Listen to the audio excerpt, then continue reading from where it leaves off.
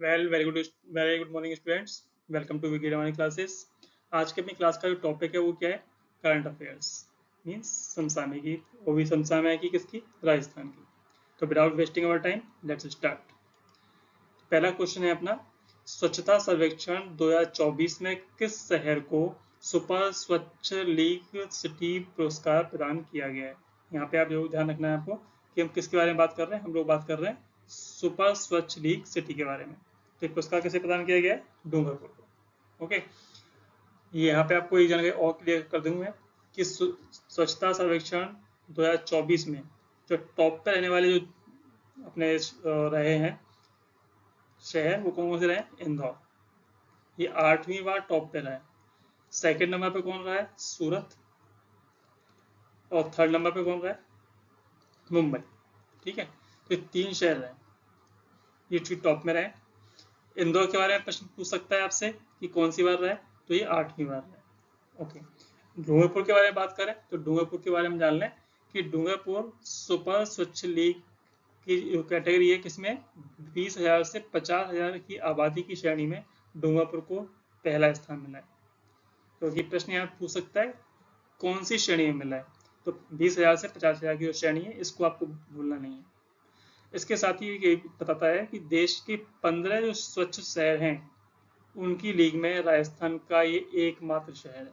दूसरी बात आपको ये जाननी है। इसके अलावा अगर हम बात करें तो ये भी आपको पता होना चाहिए कि राजस्थान में डूंगरपुर के अलावा एक और शहर को स्वच्छ सर्वेक्षण में पुरस्कार मिला है। वो कौन है? जयपुर ग्रेटर। किस श्रेणी में मिला है? तो वो मिला है प्रॉमिसिंग स्वच्छ शहर की श्रेणी में। तो ये चीजें आपको ध्यान रखनी है। क्वेश्चन जनरली ऐसे पूछे जाते हैं, तो आपको फोकस उस तरीके से करना है कि रटना नहीं केवल बस कि हाँ सुपर स्वच्छ लीग में सबसे ज्यादा स्वच्छ कौन रहा, अखबार भी आपने पढ़े, सबसे ज्यादा स्वच्छ शहर डूंगरपुर राजस्थान का नाम हो गया वगैरह वगैरह। लेकिन यहाँ पे प्रश्न जब पूछा जाएगा तो पूछेगा कि भैया वो कौन सी कैटेगरी में हुआ, किस श्रेणी में आया, ये सब चीजें आपको ध्यान रखनी चाहिए। खैर, बढ़ते हैं नेक्स्ट क्वेश्चन की तरफ।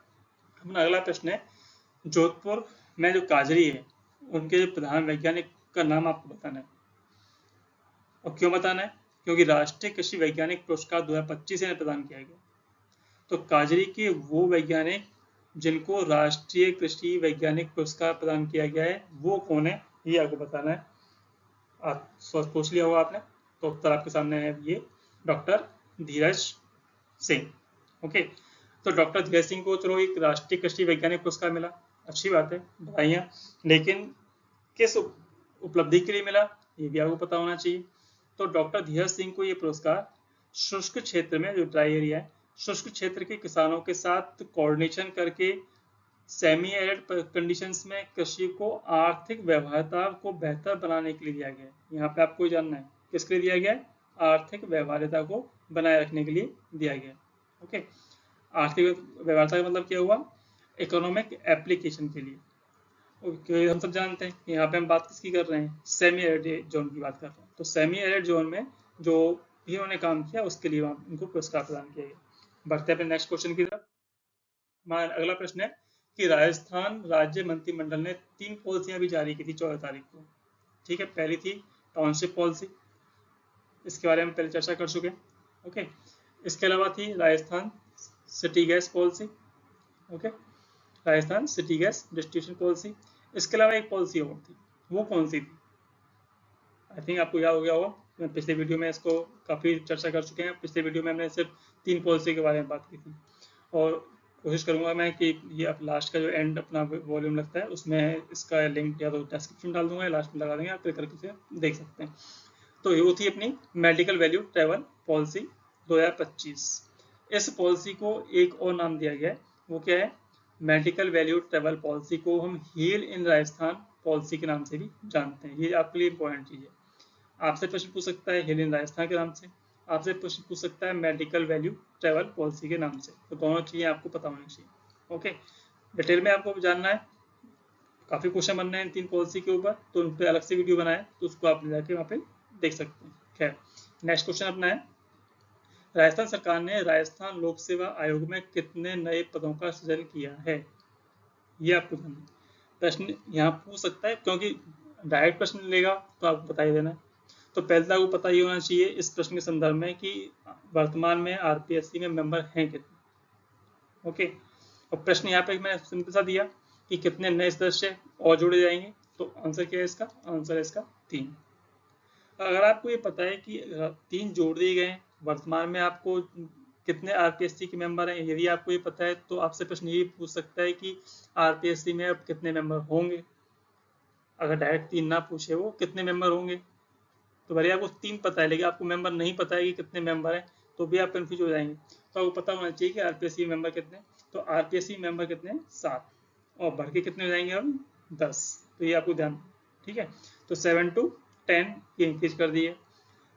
बहुत रेयर केस में पूछता है, फिर पूछ लेता है कि किस विनिमय के अधीन, किस अधिनियम के अधीन ये जो उन्होंने निर्णय लिया है सरकार ने, किसके अधीन लिया है, तो वो उसका आंसर है अपने पास राजस्थान लोक सेवा आयोग सेवा की शर्तें विनिमय 1974 के विनिमय 3/1 में संशोधन के द्वारा ये मंजूरी प्रदान की गई।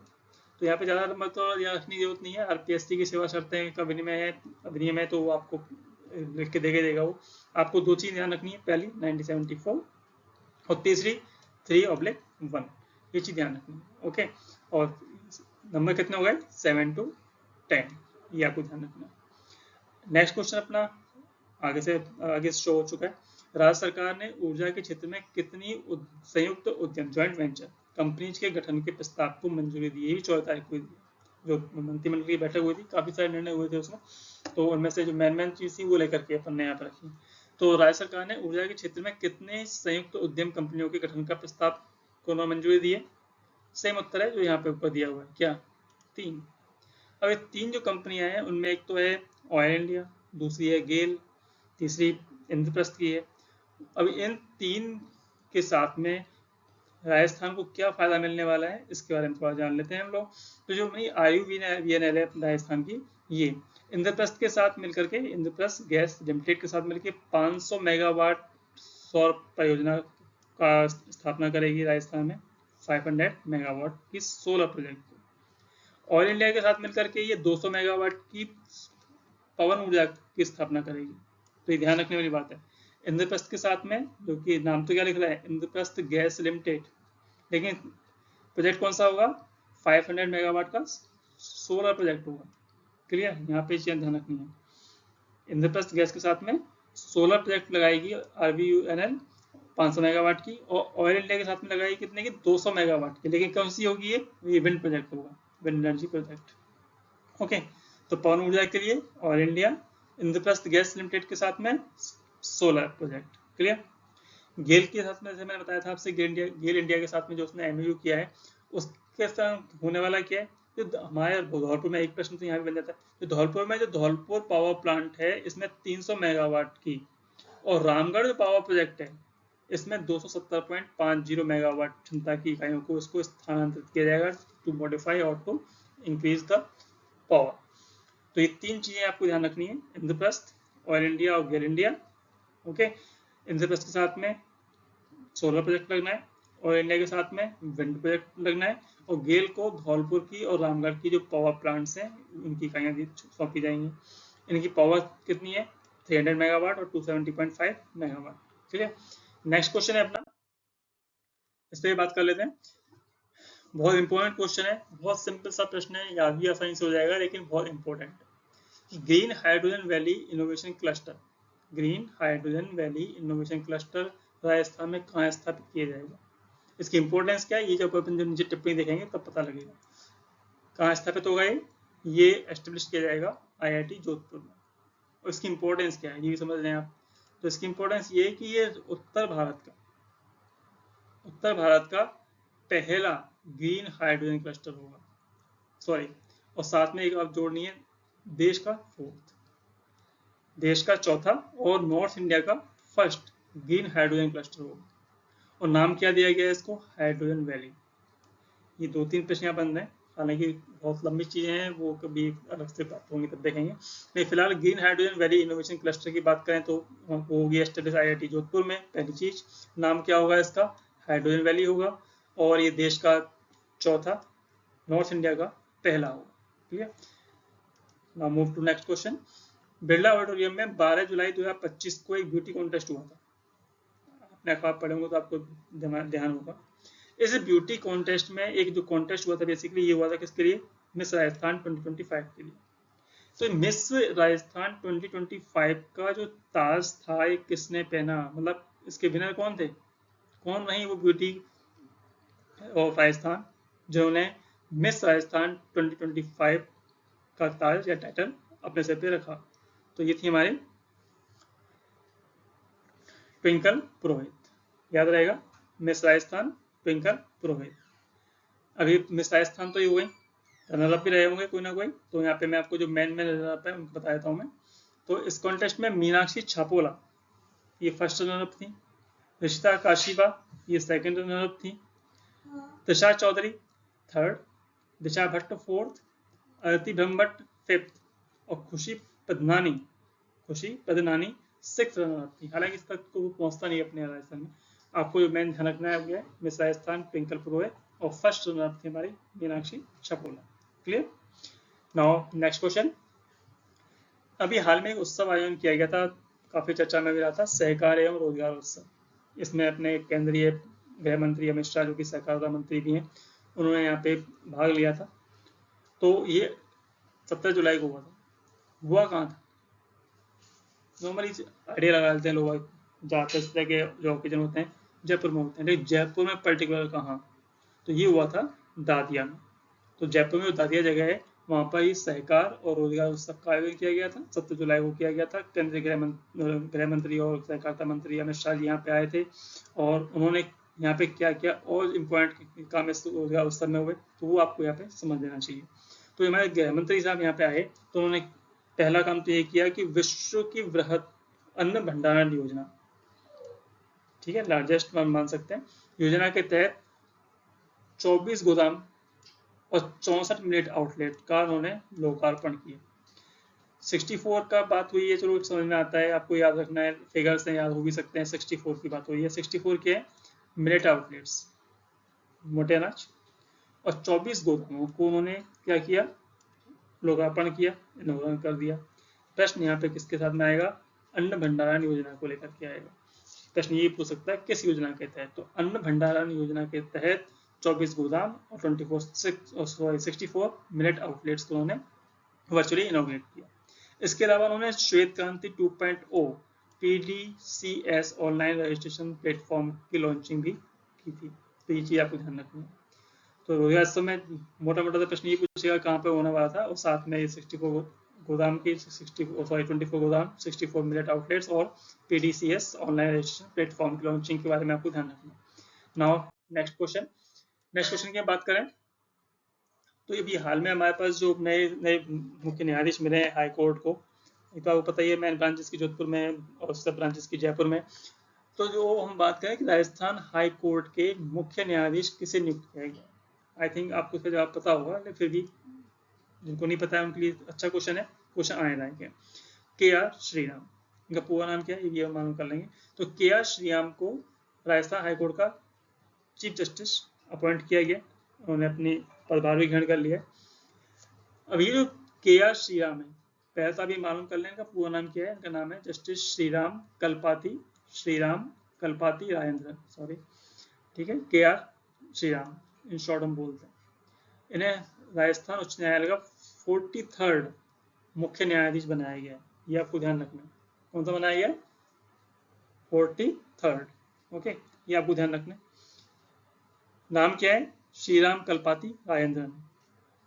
ये कहाँ से आए हैं, ये आए हैं मद्रास हाई कोर्ट से। मद्रास हाई कोर्ट में भी ये क्या थे, चीफ जस्टिस ही थे, क्या ट्रांसफर हुआ है। अब ट्रांसफर का नाम लिया मैंने तो फिर नॉर्मल सी बात है, राजस्थान के चीफ जस्टिस थे वो कहाँ भेज दिए, वो मद्रास भेज दिए। कौन थे, महेंद्र मोहन जी। तो महेंद्र मोहन जी को भेज दिया मद्रास, और मद्रास के जो श्रीराम कलपाती राजेंद्रन थे इनको भेज दिया राजस्थान। तो इतनी सी बात है, ओके। तो अपने पास ये प्रश्न क्लियर हुआ। अब बढ़ते हैं अगले प्रश्न की तरफ। तो नेक्स्ट क्वेश्चन क्या है हमारा, नेक्स्ट क्वेश्चन है, जयपुर में घर घर सोलर अभियान की भी शुरुआत हुई है 14 जुलाई को। घर घर सोलर अभियान, ओके, ये तो समझ में आ गया हो। घर घर सोलर अभियान की भी शुरुआत हुई है 14 जुलाई को।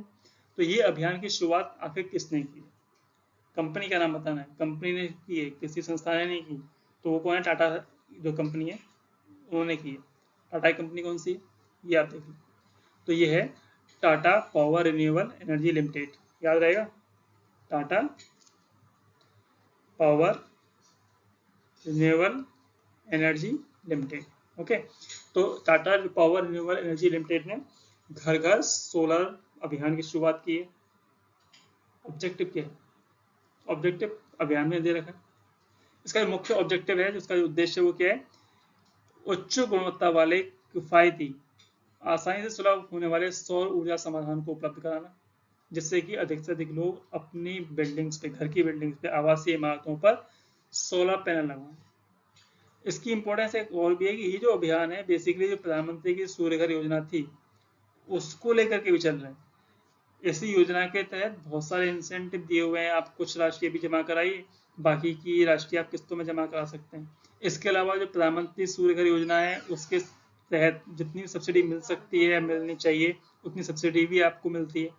तो इस सब दोनों को मिलाकर के जो लोगों को फायदा मिलेगा, तो ये सोचते हैं इस अभियान के तहत ये माना गया है कि मैक्सिमम लोग अपने घरों की छत पर सोलर पैनल लगवाएंगे और इस प्रकार से एक जो हमारा स्वच्छ ऊर्जा को उत्पन्न करने की जो मात्रा है, या हम ये कहें जितना हम सोच रहे चल रहे हैं कि जरूरत से ज़्यादा, ज़्यादा से ज़्यादा हम स्वच्छ ऊर्जा का उपयोग करना शुरू करें, तो उसके लिए बहुत ही फायदेमंद अभियान उन्होंने शुरू किया। नेक्स्ट क्वेश्चन है अपना, किस वरिष्ठ आईपीएस अधिकारी ने प्रदेश के नए पुलिस महानिदेशक, डीपीएस ठीक है, तो हमारे पुलिस महानिदेशक हैं डीजीपी साहब, वो कौन है?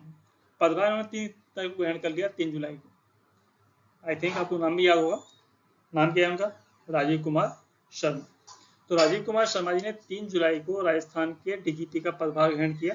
ये आपको ध्यान रखना है, बहुत इंपॉर्टेंट क्वेश्चन है, छोटे से लेकर बड़े स्तर तक ये क्वेश्चन पूछा सकता है। और इसमें मेन बिंदु आपको याद रखने, वो क्या क्या हो सकते हैं वो भी आप देख लेते हैं। तो इस पद पर उन्होंने किसका स्थान लिया? पहला प्रश्न तो ये बनता है। अगर आपको ध्यान हो, कुछ समय पहले राजस्थान सरकार ने रवि प्रकाश मेहरड़ा को डीजीपी बनाया था राजस्थान का, और ये मुश्किल से शायद 15-20 दिन के लिए रहे थे। जून में ही इनको अपॉइंट किया गया था और जून में ही ये रिटायर भी हो गए, 30 जून को रिटायर हो गए थे। तो कुल मिलाकर के बाद आपसे प्रश्न पूछा जा सकता है, उन्होंने राजीव कुमार शर्मा ने किसको रिप्लेस किया है?